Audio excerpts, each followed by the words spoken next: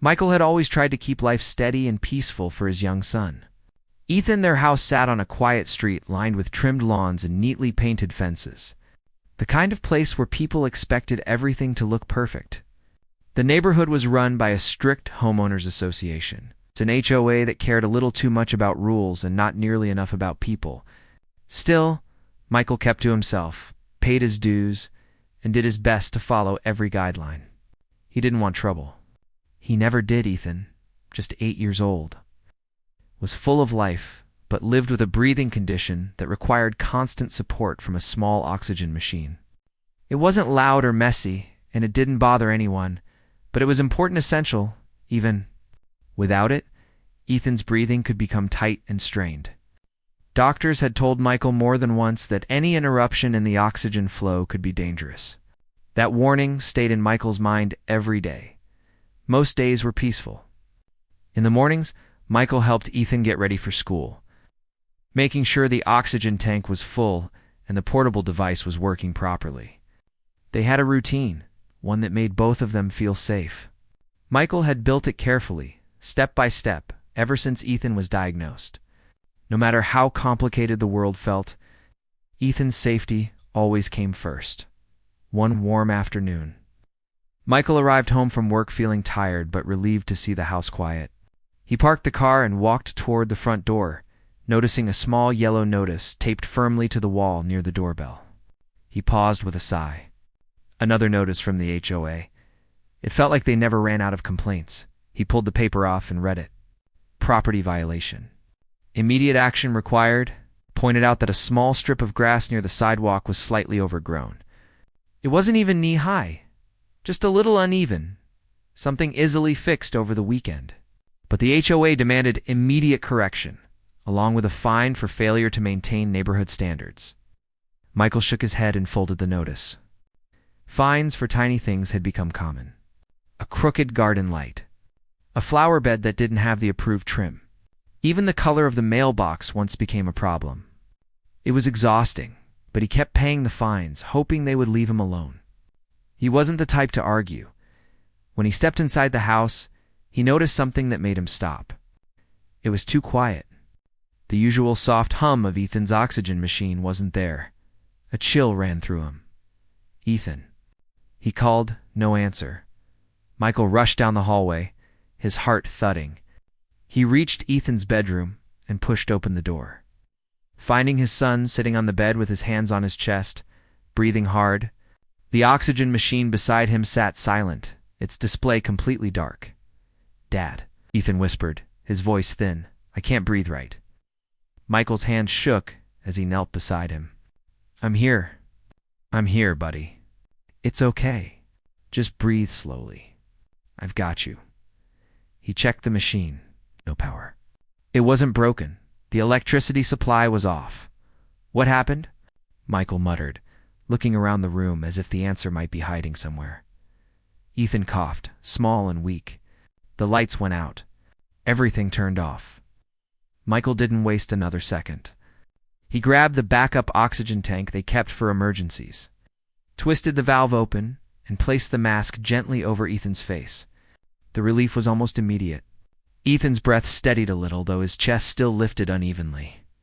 "It's okay," Michael whispered. "You're safe now." But inside, fear wrapped tightly around his thoughts. Losing power wasn't just a minor problem for them. It was dangerous. He walked quickly to the kitchen and tried the light. Switch. Nothing. He checked the fridge. Dark. The whole house was without power. "What on earth?" he muttered, confusion mixing with frustration. He rushed outside and immediately noticed something. Strange, several houses on the street had lights on. Their fans were running. Their porch lamps glowed softly. Only his home stood dark. Something was wrong. Michael headed straight toward the electrical panel on the side of his house. The moment he turned the corner, he froze. The locked panel door was wide open, hanging loosely. A bright red tag fluttered in the wind. "Power disconnected due to HOA enforcement," it read. He stared at it in disbelief. "HOA enforcement," he repeated aloud. "They disconnected my power." His pulse pounded. It had to be a mistake. No one would cut electricity without warning. Not when there was a child in the house who needed medical equipment. No one would be that careless. But the tag was clear. He read the small text underneath. Action taken due to failure to respond to prior notices regarding property maintenance. A piece of overgrown grass? For that, they had cut off his electricity. Michael's hands curled into fists. He walked straight toward the HOA office, which sat a couple of streets away in a renovated corner house. He pushed open the glass door, trying to stay calm.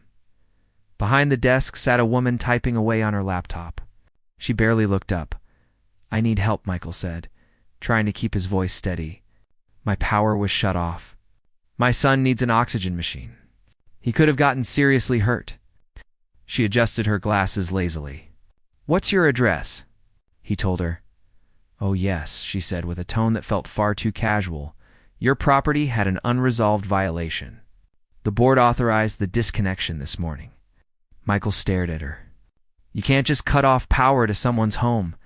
My son has a medical condition." She shrugged. "We're allowed to take enforcement actions for repeated failures to comply. It's in the agreement." Michael felt heat rise in his chest. "Did anyone check the medical records I submitted?" "I specifically informed the board months ago that my son relies on equipment that cannot lose power." "We don't track individual medical situations," she said calmly. "We just follow the rules." Michael took a slow breath. "I need the power turned back on. Right now." She tapped a few keys. "The board will review your request tomorrow afternoon." "Tomorrow?" His voice cracked with disbelief. "My child was sitting in that house struggling to breathe. He could have been seriously harmed. Please, you need to turn it back on now." Her expression didn't change. "You can file an appeal. It might take a few days to process." "A few days?" Michael echoed, eyes wide. "This isn't about a fence or a lawn. This is about my son's life." She simply pushed a stack of forms toward him. "Fill these out. Someone will call you." Michael stared at the papers. Cold, standard forms.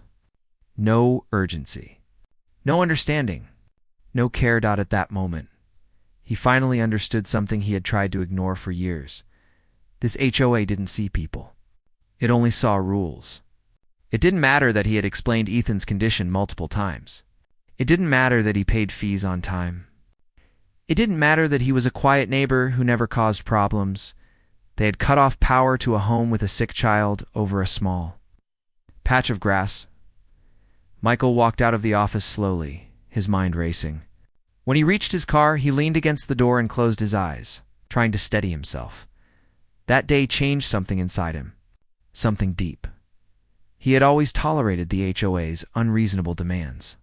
He had always taken their notices, their fines, their warnings, telling himself it wasn't worth the fight. But now, they had stepped far beyond any line he could accept. When he returned home, Ethan was resting on the bed, the backup tank still helping him breathe comfortably. Michael sat beside him, brushing a hand gently across his hair. "I'm okay now, Dad," Ethan whispered with a weak smile. Michael forced a smile back. But inside, he felt the weight of what had happened. His son had been in real danger because the HOA cared more about grass than a child's life. That night, sitting in the dim glow of the emergency lantern, Michael made a quiet promise to himself. He would never let anyone threaten his son's safety again. Not ever. The HOA had taken things too far. They didn't realize it yet. But that decision, the careless act of flipping the switch, would change everything for Michael. For Ethan, and for the entire neighborhood. Michael barely slept that night. Even with the backup tank helping Ethan breathe comfortably, the fear lingered in the air like a heavy fog. The house felt colder, darker, and strangely smaller without electricity. Every small sound from the creak of the floorboards to the shifting of the emergency lantern kept Michael alert. Listening for any sign that Ethan needed him, he sat on the floor beside his son's bed. One hand resting near the oxygen tank, and the other gently placed over Ethan's blanket. Every few minutes, he checked the gauge on the tank. It showed enough oxygen for the night, but the thought of what would happen when it ran low made his stomach twist around midnight. Ethan stirred and blinked his eyes open. "Dad," he whispered. "You're still awake?" Michael forced a small smile. I'm okay. Just keeping an eye on things. You look tired. Ethan's voice was soft, but his eyes were worried. Even at his age, he could sense when something wasn't right. I'm just thinking, Michael said. About the power. Ethan asked. Michael hesitated. He didn't want to burden his son with the truth, but Ethan had always been perceptive. Yes, he finally admitted. We'll get it sorted out. Don't worry. Ethan gave a tiny nod, then closed his eyes again. His breathing steadied, helped by the tank's gentle flow, but Michael's mind didn't steady with it. He felt a growing heat inside him, a mix of fear, anger, and disbelief. How could people be so careless? How could they justify shutting off power without thinking about the families who lived inside the houses they controlled? As the first light of morning crept into the room, Michael finally stood up and stretched his stiff back. The sun rising outside brought no comfort. It only reminded him that he had to make decisions, hard ones. He walked into the kitchen and opened the refrigerator, forgetting for a moment that it had warmed overnight. Milk, fruit, leftovers, everything felt slightly off. He closed the door with a tired sigh. He needed answers. He needed action. And he needed someone who would take this seriously. Before calling anyone, he checked on Ethan again. The boy was resting, curled on his side with the blanket pulled up to his chin. Michael lightly touched his shoulder, reassuring himself that his son was okay. Once he felt confident Ethan was stable, he stepped outside to make some calls. First, he spoke with the electric company. After wading through a long automated system, a representative finally answered. I'm sorry, she said politely, but we can't restore service without confirmation from your HOA. It shows here that the disconnection was requested by them due to a violation on the property. Michael rubbed his forehead, trying to stay calm. I understand that's what it says, but my son relies on medical equipment. I told the HOA that months ago. There should be a note on the account. The representative clicked through the system. I'm not seeing anything, sir. But even if there were, the request still has to go through them. Their approval is required for reconnection. So I have no power until they say so? He asked. She hesitated, then said, yes, that's correct. Michael thanked her and hung up. He took a deep breath and looked out at the quiet street. Children were walking to the bus stop. Neighbors watered plants or carried bags to their cars. Everyone lived their normal lives, unaware of the fear that had filled his home the night before. Next, he called the HOA office. The phone rang several times before someone answered. Hello? This is the neighborhood office, a man said. This is Michael from the house on Willow Ridge, he said firmly. My power was shut off yesterday, and my son has a medical condition. I need it turned back on immediately. The man gave a slow sigh, as if annoyed. Yes. Your address has a violation pending. The board will review it today. Someone will contact you once a decision is made. That's not good enough, Michael said. You put my child in danger. You can't wait until a meeting. It needs to be done now. The man replied coolly. We follow procedure. You can attend the meeting later if you'd like to discuss it. Michael closed his eyes, trying to stay steady. Fine. What time is the meeting? For in the afternoon? He hung up and stared at his phone, feeling his patience drain. For in the afternoon? Hours away. Hours during which Ethan needed a powered machine. He went back inside and checked the tank. Still enough oxygen for now. But the backup wasn't meant to last long. Term as the morning passed. Michael kept himself busy checking on Ethan, wiping down the kitchen counters, and trying to distract himself from the growing discomfort in his chest. He wasn't used to feeling this angry. He didn't like it. But something inside him had shifted. He remembered all the small things the HOA had done over the years, the snide comments, the endless fines, the way they treated homeowners like children. But this was different. This wasn't inconvenience. This was harm. Around noon, Michael packed a small bag with snacks, water, and extra supplies. He set it beside Ethan's bed. The boy looked up at him. Are we going somewhere? We might go stay with someone for a few hours, Michael said gently, until the power comes back.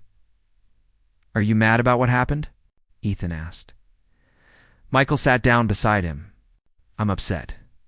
Yes, but not at you. I know, Ethan said softly. At them? Michael's jaw tightened. Yes, at them.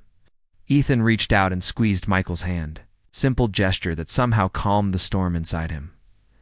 I'll be okay, Dad, he said. You don't have to worry so much. But Michael did worry. He always had. And yesterday's scare had made everything worse. Around 3:30, he gently lifted Ethan and helped him into the car. The backup tank was strapped in securely beside him. Michael double-checked. Everything before pulling out of the driveway, the HOA office sat in its usual place, a small building that looked more like a renovated house than an office. Its windows were wide and clean, and flower beds surrounded the walkway. Everything about it looked put together, perfect, controlled. Inside, a group of people sat around a long table. Clipboards, laptops, and glasses of water were neatly arranged in front of them. Their calm faces irritated Michael more than he expected. A woman at the front cleared her throat. Let's begin. You're here for the violation review? Michael stood with Ethan's tank next to him. I'm here because you've cut the power to my home, knowing my son needs medical support. She raised an eyebrow. We were not informed of any medical dependency. Told you in writing months ago, Michael said. I submitted the documents, the doctor's note, everything you asked for. One man flipped through a stack of papers. We're not seeing anything here. Michael felt a wave of frustration hit him. Whether you see it or not doesn't change the fact that your actions put my child at risk. I need the power turned back on immediately. The woman leaned back in her chair. We'll need to review the paperwork again. These things take time. Time, Michael repeated, stunned. My son is sitting in the car right now with a backup tank that won't last forever. You've already done enough damage. The woman gave a slow, casual nod. We understand your concern. However, our rules exist for a reason. Your property has multiple unresolved issues. Until those are corrected, we cannot authorize reconnection. Multiple issues? Michael asked. I fixed everything you asked for. And the one thing you're talking about now is a small patch of overgrown grass. The rules apply to everyone, she replied. Michael took a step back. He realized something in that moment, something that cut deeper than anything they had said so far. They didn't care. Not even a little to them. It didn't matter that Ethan was sick. It didn't matter that a mistake could endanger someone. They only cared about control. He gathered the papers they had pushed toward him, walked out without another word. Outside, he saw Ethan sitting quietly in the car, holding his small toy truck. He looked up and smiled when he saw his dad. Is everything okay? Ethan asked. Michael took a long breath, then opened the car door. We're going to be okay, he said softly. I'll make sure of it. As he drove away from the HOA office, a calm, cold decision formed in his mind. He had tried everything the polite way, the patient way, the cooperative way. But that approach had nearly cost his son his safety. Something had to change. And for the first time, Michael felt certain that he would be the one to change it. He didn't know how yet, but he knew one thing with complete clarity. He would never let these people have this kind of power over his family again. The day after the HOA meeting, Michael woke up feeling different. Not calmer, but clearer. It was as if something inside him had finally settled into place, but purpose.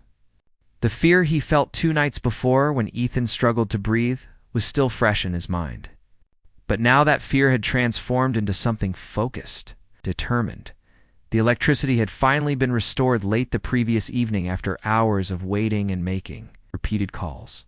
The house was bright again, the refrigerator hummed, and the oxygen machine blinked softly beside Ethan's bed like a small guardian. But even with things back to normal, Michael couldn't shake the memory of how helpless he had felt. He sat at the kitchen table early in the morning, long before Ethan woke up, staring at a cup of warm tea. Outside, the street looked peaceful, birds hopping across lawns, sprinklers quietly running next door. Everything looked normal. But to Michael, the entire neighborhood felt different now. It didn't feel like home. It felt like something he needed to protect his son from. He thought about all the times he had let small things go. All the notices, the fines, the warnings, All the times he told himself, it's not worth the trouble. But now, it had finally become worth the trouble. More than worth it. He picked up his phone and made a call, not to the HOA, not to the electric company, not to any neighbor. He called someone he hadn't spoken to in months. "Hey," the voice on the other end said after a moment. "It's been a while." "Yeah," Michael replied quietly. "I know. I need to talk. It's important." "Come by the office," the voice said. "I'll make time for you." Michael nodded, even though the person couldn't see him. "Thank you." He hung up, finished his tea, and then went to Ethan's room. The boy was still asleep, curled up comfortably with his small, stuffed bear beside him. Michael brushed a hand through his son's hair gently. He whispered, "I'll fix this. I promise." He arranged for a neighbor he trusted to keep an eye on Ethan for a few hours, explaining everything calmly. Then he got in his car and drove across town to a tall office building made of glass and steel. The sun glinted off the windows as he parked, took a deep breath, and stepped inside. The office lobby was quiet, decorated with plants and modern furniture. He walked to an elevator, pressed the button, and waited. His heart beat steadily. Not fast, not anxious, just steady, as if it knew the next steps were necessary. On the 12th floor, the elevator doors opened into a bright hallway lined with office rooms. A young assistant looked up from her desk. "You must be Michael," she said kindly. "Go right in." Michael thanked her and stepped into a spacious office with tall bookshelves, large windows, and a polished wooden desk. Behind the desk sat a man about Michael's age, dressed neatly in a crisp shirt. He stood. "It's good to see you again." Michael nodded and shook his hand. "Thanks for letting me come on short notice," of course the man said.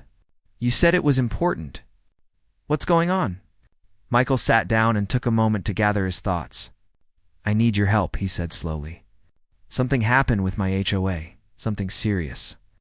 And then he told the entire story, starting from the small notices over the years to the overgrown grass complaint, to the moment he found Ethan struggling to breathe when the power went out.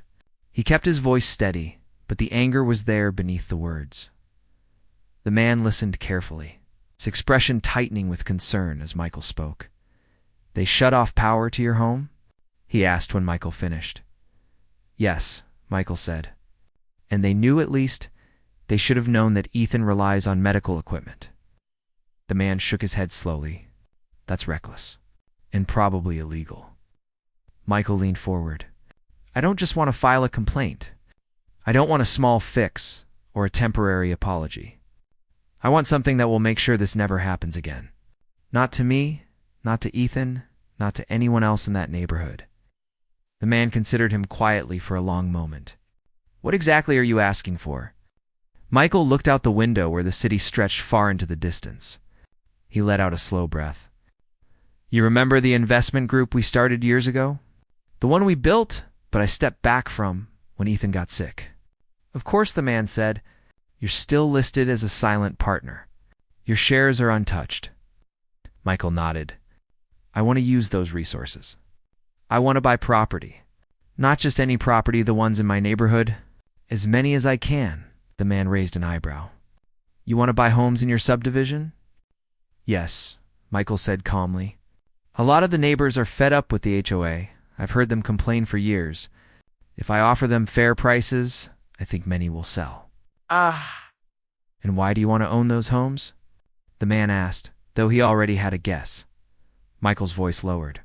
"Because in our HOA, property ownership equals voting power. If I own enough homes, I can take control of the board." The room fell silent. Then the man nodded slowly. "You've thought this through." "I've been thinking about it since the moment I saw Ethan struggling to breathe," Michael admitted. "I can't let those people keep making decisions that hurt families." The man leaned back, crossing his arms. "It's possible. It's legal. And you have enough resources to make it happen." Michael met his eyes. "Then let's do it." From that moment, everything moved quickly. For the next several weeks, Michael spent his days caring for Ethan, and every spare moment talking with the real estate group. They reviewed property listings, checked financial histories, and reached out quietly to homeowners who had put their houses on the market or who had been considering it. Michael didn't approach anyone aggressively. He was polite, calm, patient. He explained that he was offering honest prices, sometimes above market value, simply because he wanted to invest in the neighborhood. Most people didn't ask why. They were too eager to leave an HOA that exhausted them, one by one. Families accepted the offers. Some were older. Couples tired of constant complaints about the height of their hedges. Some were young families who wanted more freedom. Some were people who had been fined. So many times they felt trapped. No one questioned Michael's intentions. No one suspected the broader plan forming quietly behind his calm smile by the end of the first month. He owned 4 houses by the end of the second month. He owned 9 by the end of the third month. He owned 12, enough to give him a significant portion of the voting power within the HOA. During this time, Ethan grew stronger. The house felt warmer again, safer. The oxygen machine ran without interruption. Michael laughed more with his son, cooked more meals, and tried to restore a sense of calm. But behind it all, he was preparing for the moment when everything would change. One evening, after Ethan had gone to bed, Michael sat in the living room with a stack of folders, contracts, and printed emails. Each paper represented a step toward a future where the HOA could no longer intimidate or endanger anyone. His phone buzzed. The message read, "Everything is ready. The next board meeting is in 2 days. You'll have the votes." Michael's heart beat steadily calm. Focused, 2 days. He spent the next morning taking Ethan to school, and the afternoon reviewing the final documents. He wasn't nervous. He wasn't unsure. Every move he had made so far felt like the right one. When the day of the meeting arrived, he dressed simply, told Ethan he would be back soon, and drove to the HOA office one last time. The building looked the same as always, neat, polished, surrounded by perfect flower beds. But this time it felt different. Not intimidating. Not overpowering. It felt small inside.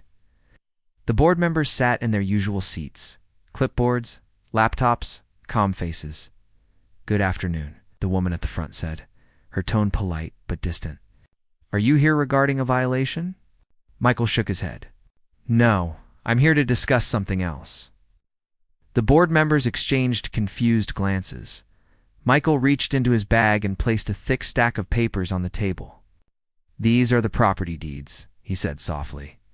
"I am now the owner of 12 homes in this neighborhood, which means, under HOA bylaws, I hold the majority voting power." A stunned silence filled the room. Michael continued, "Effective immediately, I am motioning to remove every current board member for negligence, failure to review medical documents, and endangering the safety of residents." Their calm faces changed, instantly shock. Confusion, disbelief. Michael's voice remained steady. "You shut off power to a house with a sick child. You ignored warnings. You ignored humanity. That ends today."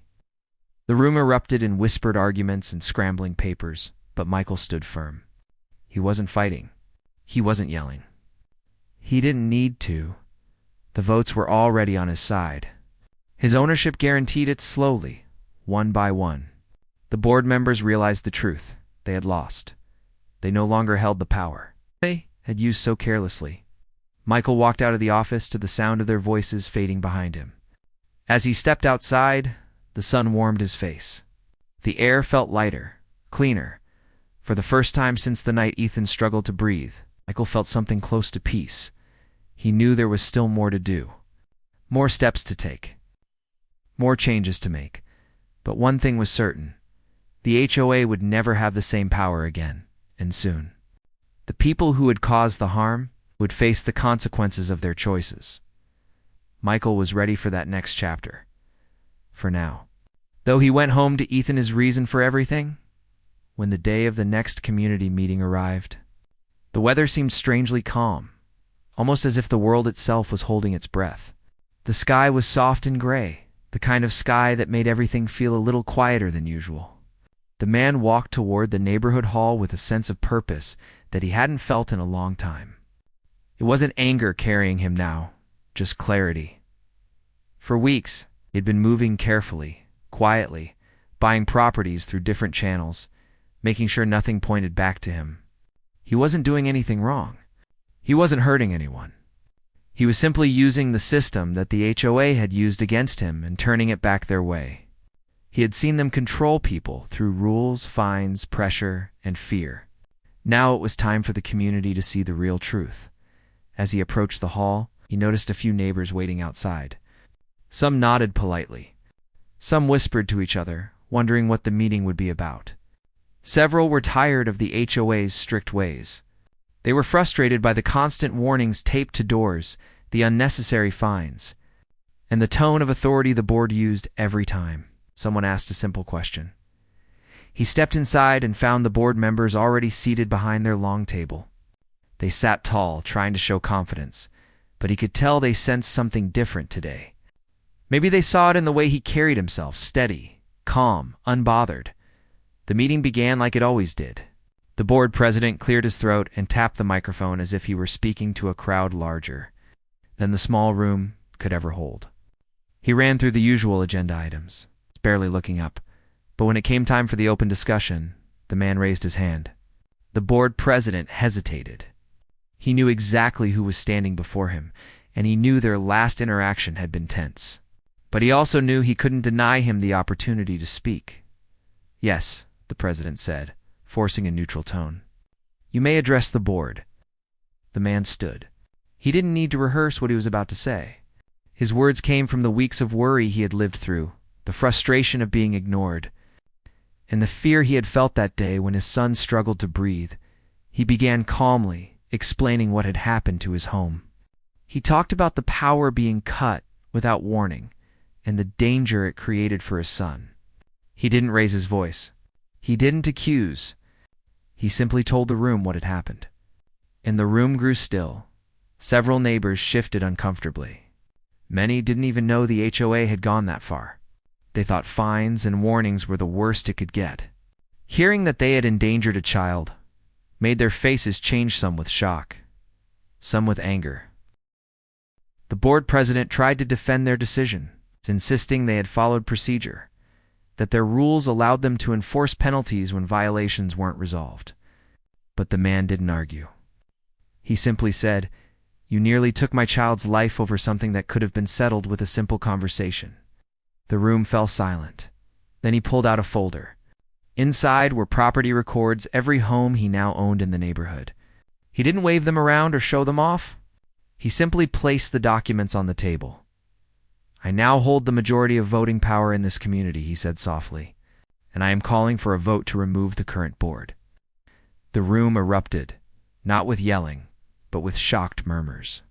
People looked around at each other, unsure of what it meant. The board members stiffened immediately. Panic crept into their eyes. They had spent years acting like nothing could touch them. Now, someone was calmly reminding them that authority was never meant to be abused. The president tried to regain control. But the man simply said, "This isn't personal. This is about safety. This is about responsibility. And this is about making sure no family goes through what mine went through." The vote was quick. Homeowners raised their hands one by one. Some voted because they were tired of the board's strict control. Some voted because they believed the man had been wronged. And some voted simply because they realized change was long overdue. In the end, every board member was removed. The man didn't smile or celebrate. He simply nodded and thanked the community for listening. After the vote, he announced another change. He had reviewed the rental agreements of several properties in the neighborhood, including the ones the former board members lived in. These were homes they had been renting for years. He explained kindly but firmly that he would not be renewing their leases. There was no bitterness in his voice, no revenge. Just a clear statement that people who had abused their power should no longer oversee others' homes. The former board members sat stiffly, stunned. They had always believed the neighborhood belonged to them. Now they realized the community had simply tolerated them. The meeting ended shortly after. Neighbors gathered around the man, thanking him for speaking up. Some apologized for not noticing sooner. Others simply shook his hand. He was grateful that someone had the courage to stand against the authority that had made so many feel helpless. That night, as the man walked home under the soft glow of the streetlights, he felt lighter than he had in weeks. He wasn't proud of everything that had happened, but he knew it was necessary. The community needed a fresh start. His family needed peace. And his son deserved to grow up in a place where adults acted with care, not control. In the days that followed, the removed board members packed their things quietly. They avoided eye contact with neighbors. Some left with frustration, others with embarrassment. But even they knew deep down that their time was up. The man spent his time talking with neighbors, helping them understand the old rules and how things could be improved. He didn't push himself into leadership. He simply offered guidance when asked. People trusted him now, not because he took control, but because he had shown patience even when he was wronged. He created a temporary committee to help rebuild the HOA structure in a healthier way. They focused on simple ideas: fair communication, reasonable expectations, and mutual respect. The community felt different, almost instantly freer, calmer, more human. Families walked around with more ease. Kids played outside without adults worrying about complaints over noise. People began to greet each other more warmly, no longer feeling watched, and every evening. The man would sit on his porch and watch his son, now healthier and full of energy, chase the family dog around the yard. The laughter in the air reminded him that everything he had done, every long night, every difficult decision, was worth it. He had not acted out of anger. He had acted out of love. Part 4 shows how he quietly changed the community and ensured the people who once used their power carelessly would no longer control others. And through it all, he kept his promise to protect his family. He didn't destroy anyone's life.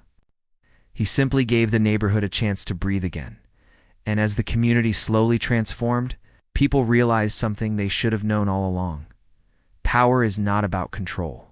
It is about responsibility, and he had proven that with grace. The weeks after the meeting felt like a new chapter opening for the neighborhood. Everything that once felt heavy and tense now seemed lighter, almost peaceful. People walked their dogs without glancing around nervously. Kids rode their bikes without worrying that someone would complain about a wheel touching the grass. The whole place felt softer, calmer. And in the center of that quiet change stood the man who had simply wanted his family to be safe. He spent most mornings sitting on his porch with a warm cup of tea, letting the sunlight drift across the yard. His son often played nearby, chasing little toy cars down the walkway or laughing at the way birds hopped around the bushes. Those sounds had become a kind of healing for him. Every laugh felt like a reminder that life had moved forward in a better direction. People began stopping by more often, not out of curiosity but out of genuine respect. They thanked him for what he had done at the meeting. Some brought baked bread, fresh fruit, small gifts, nothing extravagant. Gestures from people who finally felt heard. For years, the community had been afraid to speak up. Now, they were finding their voices again. One afternoon, an older neighbor walked up to the porch leaning lightly on a wooden cane. She had lived in the neighborhood longer than almost anyone. She told him that she had never seen such a big change in such a short time. She said that for the first time in years, she felt like the neighborhood belonged to everyone.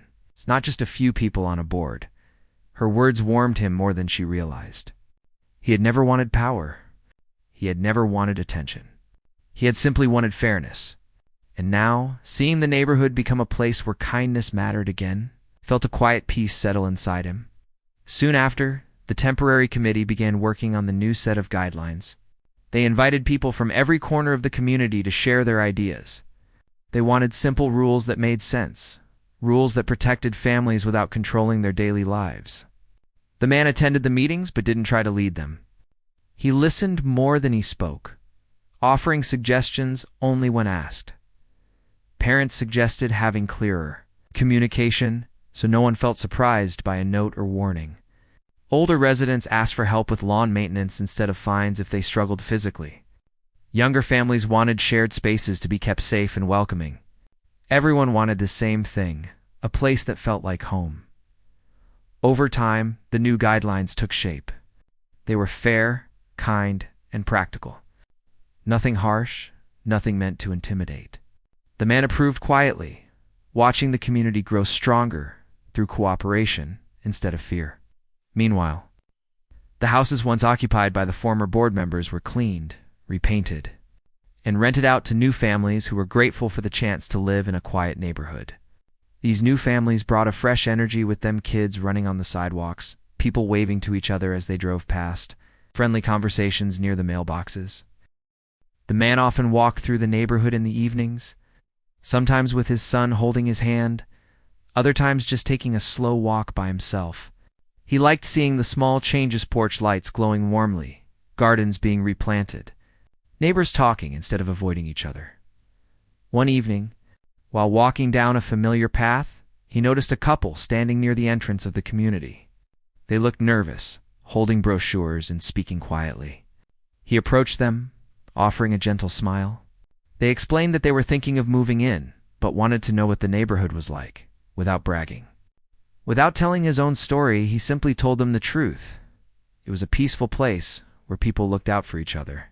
The couple seemed relieved. They thanked him and drove away with lighter faces. Moments like that reminded him how far things had come. His son's health continued to improve. Doctors said the stress-free environment and steady routine had done wonders for him. Every week the boy seemed stronger, more playful, more full of life. The man often thought about how close he had come to losing him that day when the power was cut. The thought still tightened his chest sometimes. But then he would look at his son and remember that they were past that now. One night, after putting his son to bed, he sat on the porch alone. The air was cool, and a soft breeze rustled the leaves. He leaned back in his chair and let out a slow breath. It hit him then, not with force, but with a gentle realization that he had done everything he could. He had protected his family. He had helped his neighbors. He had brought change without losing himself in anger. And for the first time in a long while, he felt proud. He thought about the former board members. He didn't hate them. He didn't wish them harm. He simply hoped they had learned something from what happened. Life had a way of teaching people through discomfort, through consequences, through moments that forced them to rethink the way they treated others. Maybe they would end up in new places where they could start fresh. Maybe they would even treat people differently in the future. But he didn't worry about them anymore. Days turned into weeks, weeks into months. The neighborhood settled into a new rhythm.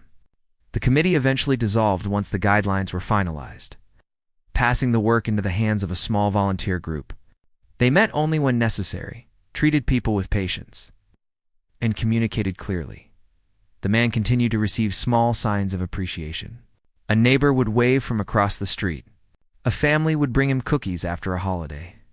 Children would run past and smile at him because they knew he had helped make their playground safer. He became more than just a homeowner, became someone people trusted, someone they could approach without fear of judgment. He didn't see himself as a leader, but others quietly did. One quiet afternoon, as he was cleaning up the yard, his son ran toward him with excitement in his eyes. The boy held up a drawing he had made. It was a simple picture, to people standing in front of their house, holding hands, with a little dog sitting beside them.